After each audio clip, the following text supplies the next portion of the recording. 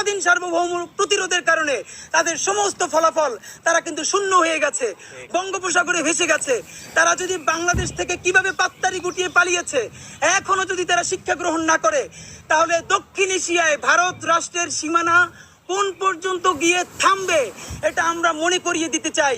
ফাঁকে আপনাদেরকে বলে রাখি, আমরা বিভিন্ন গণমাধ্যমের বরাতে এবং ভারতীয় উস্কানির মাধ্যমে জানতে পারি একটু কতটুকুন ভেরিফাইড, কতটুকুন অথেন্টিক, এটা মিডিয়ার বন্ধুরা নিশ্চিত করবেন।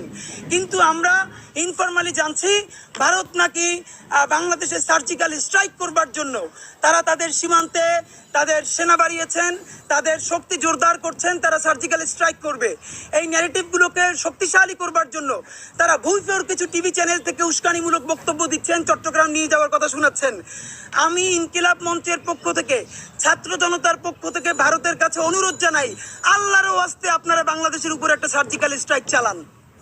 আমরা চাই ভারত তার কফিনের যেই শেষ পেরেকটা এখনো বাকি আছে সেইটা তারা যদি বাংলাদেশে একটা সার্জিক্যাল স্ট্রাইক চালায়, ইনশাআল্লাহ 20 কোটি ছাত্র জনতা ভারতের কফিনের শেষ পেরেকটা মেরে দেবে ইনশাআল্লাহ।